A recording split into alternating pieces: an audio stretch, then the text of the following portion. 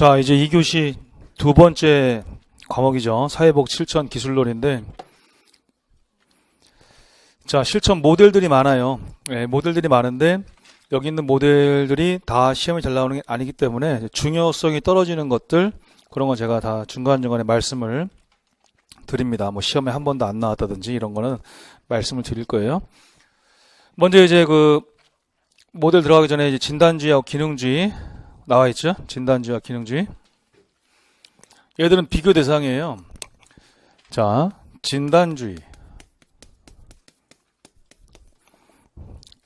그 왼쪽에 빈 면이 한 페이지가 있네요. 그렇죠?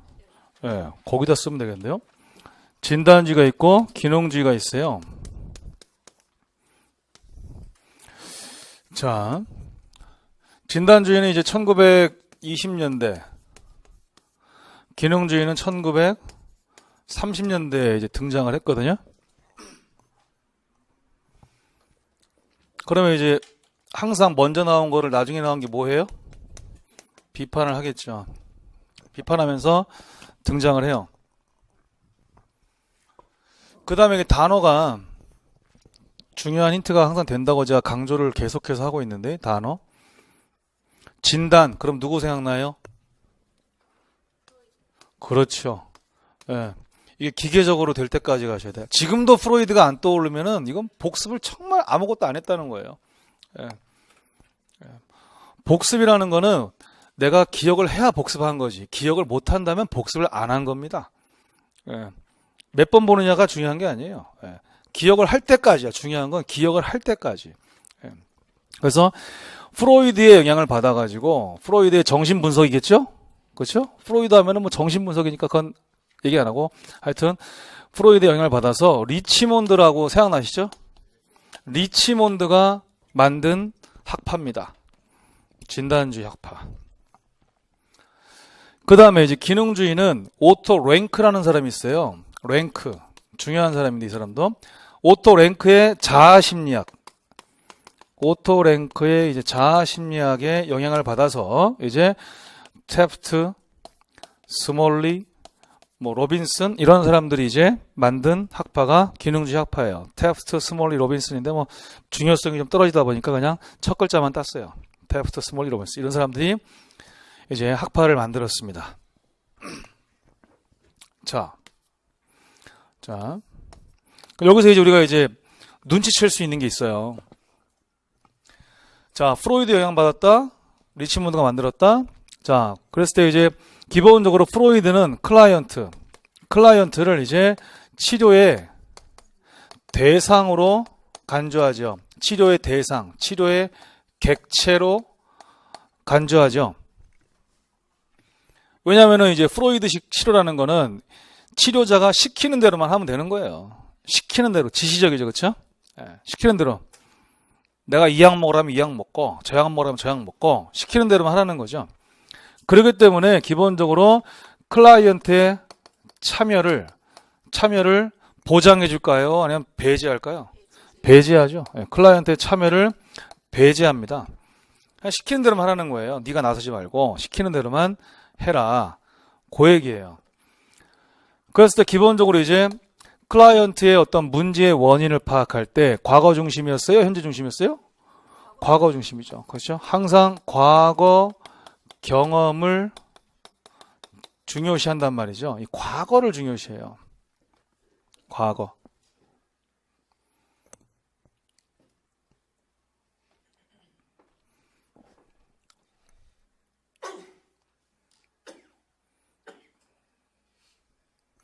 자, 그러면서 치료 개념을 중요시하죠. 치료 개념을 중요시합니다. 치료 개념. 근데 이제 오토 랭크의 이제 자아심리학자들은 많죠. 우리가 이제 자아심리학자 벌써 아는 게 그 에릭슨도 자아심리학자죠. 그죠? 그다음에 이제 인본주의 학자들은 다 자아심리학자예요. 많죠. 예. 근데 여기서 또 랭크 또 한 명 봤네요. 자아심리학자들 봤는데 기본적으로 이제 얘하고는 지금 비교가 돼야 되잖아요. 그렇죠? 그러면 이제 클라이언트를 치료에 뭘로 봐요? 치료에 뭘로 보겠어요? 주체로 봐야겠죠? 자, 그 다음에 과거의 경험을 중요시하지 않고 얘는 뭐예요? 현재의 경험을 중요시하겠죠?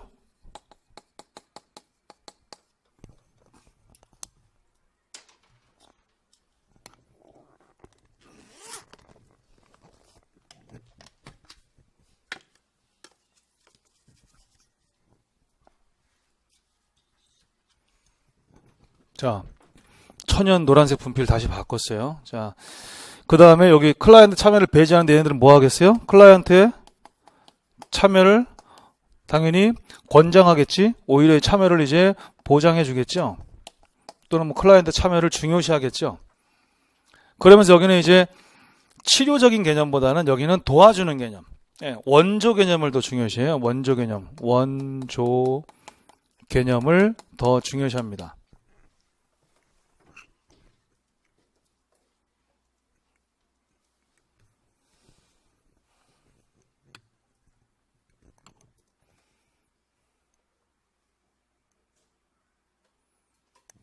그럼 여기서 이렇게 또 쓸 수도 있어요. 여기서 이 언어 단어 때문에 항상 헷갈릴 수도 있는데 치료의 대상으로 보면 그 얘기는 뭐냐면 원조의 대상이라는 말도 같은 말이죠. 도와줘야 될 대상에 불과하다. 그럼 여기서도 어때요? 치료의 주체이면서 또 원조의 주체라고 할 수 있죠. 클라이언트가 이제 도움을 줘야 되는 과정에서 클라이언트가 주체적인 존재다. 도움을 주고받는 과정에서 클라이언트가 주체적인 그런 존재다. 그럼 여기서는 지금 앞에 단어가 치료로 돼 있든 원조로 돼 있든 앞에 단어가 치료로 돼 있든 원조로 돼 있든 중요한 건 뭐죠? 예, 이쪽은 대상으로 보는 거고 이쪽은 주체로 보는 거죠. 앞 단어가 중요한 게 아니지. 이거 조심하셔야 돼. 알았어요? 그래서 이제 이 치료라는 말만 보고 갑자기 막 무조건 진단주의 이렇게 원조라는 말을 보고 무조건 기능주의 이렇게 해석하시면 안 된다고. 여긴 지금 뭐죠? 대상으로 보느냐, 객체로 보느냐, 아니면 주체로 보느냐를 따지는 그런 내용이죠. 근데 여기서는 지금 뭐라고 되어 있어요? 그냥 원조와 치료라는 얘네들 개념을 가지고 따지고 있어요. 개념만 가지고 지금. 그럴 때에는 이쪽이 원조 개념을 중요시하고 진단주의가 치료 개념을 중요시하는 거죠. 그걸 조심하셔야 돼요. 그거를. 자, 그러면 항상 이렇게 뭔가 절충을 시도하는 또 무언가가 나와요. 항상 이렇게 반대가 있으면은 그것을 적절히 합쳐보려고 하는 시도들이 나올 때가 있어요. 그래서 이러한 절충 시도를 1957년 펄먼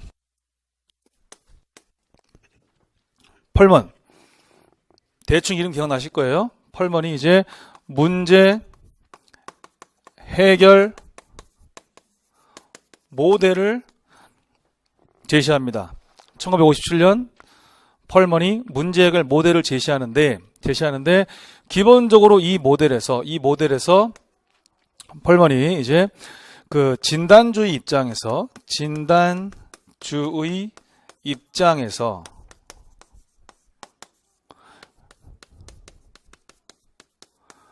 기능주의를 흡수합니다. 이때 진단주의 입장에서라는 거를 잊어버리지 마시고, 왜냐하면 이 펄먼은 진단주의 학파예요. 진단주의 학파. 펄먼이 진단주의 학파의 이제 구성원이거든요. 그래서 당연히 일단 자기 쪽 입장에서 상대방 쪽 의견을 또 이제 받아들였다 이런 얘기겠죠. 그러면서 여기서 이제 펄먼이 4P를 제시합니다. 4P. 이 4P.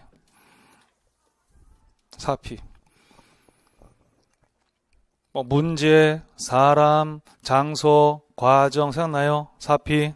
예, 문제를 가진 사람이 서비스를 제공하는 장소, 기관으로 나와서 주어진 절차, 과정에 따라서 필요한 서비스를 제공받는 게 이제 그 당시에는 뭐 개별사회 사업이라고 그랬고 요즘에는 사회복 실천이라고 그러고, 그래서 뭐 개별사회 사업의 4가지 구성 요소 그래도 맞고, 그 다음에 사회복 실천의 4가지 구성 요소 그래도 맞고, 다 맞아요. 다 맞아요. 어쨌든 문제, 사람, 과정, 장소, 이거는 뭐 필수 암기죠. 그 장소는 뭘 뜻해요? 사회복지 기관을 뜻하는 거죠. 예, 그런 것들은 뭐 필수 암기예요. 필수 암기. 자, 그러면서 이제 펄먼이 또 1980 86년에 가면은 이제 EP를 추가합니다. EP를 추가해요. 두 가지를 추가합니다. 그래서 이제 사회복지사 자격증 소지하고 있는 사람을 뜻하는, 사회복지사 자격증 소지자를 뜻하는 전문가. 그 다음에 이제 클라이언트에게 제공된 유형, 무형의 서비스들, 유형, 무형의 서비스를 일컫는 제공물, 이렇게 해서 6P가 돼요. 그 추가 2P, 그 다음에 앞에 먼저 나온 4P, 필수암기죠. 필수암기. 그래서 사회복지에서는 뭐 이걸 모르면 간첩이라고 할 정도니까 뭐 4체계, 뭐 4P, 6P 이런 거 모르면은 그건 사회복지 간첩으로 쳐요. 예. 간첩 안 되시려면 외워야 돼요. 예. 행정동 가면은 또 이제 마케팅 전략의 4P 막 이런 게 나와요. 예. 마케팅 전략의 4P 이런 게. 사회복지는 P를 많이 봐야 돼, 이게. P를 많이 봐야 되는 거예요, 이게. 어쩔 수 없어요. 예. 그 외에도 P가 많아요. 자, 어쨌든 우리는 이제 요 정도 P만 이제 외우셔도 됩니다. 요 정도 P만. 그 다음에 이제 또 이제 여기서 또 뭔가 벌리면, 예, 더 벌리면 이렇게 벌릴 수가 있어요. 이렇게 해서 이제 생태 체계적 관점을 도입시켜서 1970년대 이후죠. 예, 1970년대 이후에 생태체계적 관점을 도입시켜요. 예, 그때 이 사람들 이름이 생각나시면 좋을 것 같아요. 컴튼과 누가 생각나요? 갤러웨이, 그렇죠? 뭐 갈라웨이로 읽으시든 뭐 갤러웨이로 읽으시든 뭐 발음은 편하게 하시고요. 컴튼과 갤러웨이가 1970년대 이후에 이제 펄먼의 문제 해결 모델에다가 이제 생태체계적 관점을 도입시켰으니까 자 쓰면서도 이제 들으면서 이해를 하셔야 돼. 원래 펄먼 이 시대에는 개별 사회 사업 같은 전통적 방법론이 일단 계속해서 그냥 유지되던 상태. 그죠? 그러다가 50년대, 60년대 거쳐서 우리가 이제 통합을 시도하잖아요. 통합. 그렇게 됐는데 그 당시에는 이제 전통적 방법론이었으니까 개별 사회 사업이라는 말을 당연히 썼겠죠. 그렇죠? 그런데 이제 70년대 들어서 물론 그 전부터 통합을 시도했는데 어쨌든 이제 이 모델과 관련해서 70년대에 컴튼과 갤러웨이가 이 모델의 생태체계적 관점을 이제 접목시키니까 개인에서 대상이 뭐 가족, 집단, 조직, 지역사회까지 넓어졌죠. 그렇죠? 예. 넓어졌어요. 그래서 생태체계적 관점이 도입됐기 때문에 또는 뭐 체계 이론적인 관점이 도입됐기 때문에 그런 건데 그래서 기본적으로 문제 해결 과정 모델이 또 탄생하는 거지. 이렇게 문제 해결 과정 모델. 그러니 우리가 이제 그 대표적인 통합 모델 4개 외운 거 생각나시죠?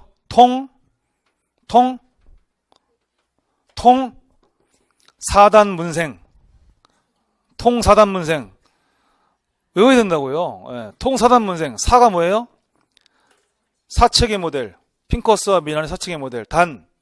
단일화 모델. 골드스타인의 단일화 모델. 문. 컴튼과 갤러웨이의 문제 해결 과정 모델. 그 다음에 저메인과 기터맨의 생활 모델. 대표적인 통합 모델 4가지였죠.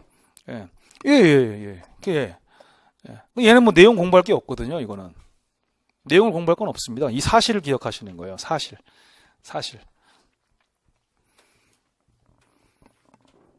작업 반복하면 돼요. 자꾸. 저희 노량진에 있는 그 웬만한 그 강사들은 책 없이 이 두꺼운 보통 책이 막 1000페이지 막 돼요. 기본서 이런 게 1000페이지. 책 없이도 강의 다 합니다. 근데 굳이 책을 이제 읽히는 이유는 이제 중요한 거 체크시켜드리고 또 읽어줘야 또 이제 수업이 되는 경우 때문에 그렇지 수업을 다 해요. 계속 할 수 있어. 예, 밥 굶고도 밤새도 계속해서 이제 그냥 목차만 펴놓고 목차만 펴놓고 할 수 있거든요. 왜 그게 가능하냐면 많이 해서 그래요. 지겹도록 해서. 예, 이게 처음부터 그게 됐을까요? 처음에는 힘들게 했죠. 처음에는 정말 수업 준비를 어마어마하게 막 해가지고 힘들게 했겠죠. 그죠? 근데 하다 보니까 이게 그냥 밴 거예요, 밴 거. 예. 그러니까 반복이 그만큼 중요하더라고요. 이게 반복이 외우고 싶지 않은데 일 때문에 해야 되잖아요. 그러니까 이제 반복이 돼버리는 거죠. 그래서 이제 진단지하고 기능주의를 했는데 거기 지금 일단 182페이지에 이 페이지에 박스가 지금 비교가 돼 있어요. 그래서 지난번에 그냥 지나왔죠. 살짝 지나왔는데 오늘은 좀 더 볼게요. 좀 더. 자, 비교하는 포인트는 진단주의는 일단 프로이드 영향, 정신분석 이론의 영향. 그러니까 이제 클라이언트를 단지 환자로 봤을 거야. 치료의 대상에 불과한 그런 존재로 여겼을 거야. 이렇게. 그다음 기능주의는 진단주의를 비판하면서 나왔다고 했으니까 내용이 반대될 거야. 상반될 거야. 이렇게 하고서 읽으시면 되게 쉽게 느껴집니다. 먼저 첫 번째. 사회복사의 원조에 의해 이렇게 돼 있죠. 또는 뭐 사회복사의 치료에 의해 클라이언트의 자아의 힘이 강화될 수 있다. 물론 결과는 클라이언트의 자아의 힘이 강화되는 거지만 무엇으로 인해서? 사회복사의 도움으로 인해서잖아요. 그럼 결국 클라이언트를 변화시킨 거 누구예요? 사회복사란 얘기거든요. 그러면 진단주의예요. 여기서도 원조 사회복사 도와줘서 기능주의 이러면 안 됩니다. 그렇죠? 사회복사에 의해서 변했다고 했으니까 이건 사회복사가 주체, 클라이언트는 객체.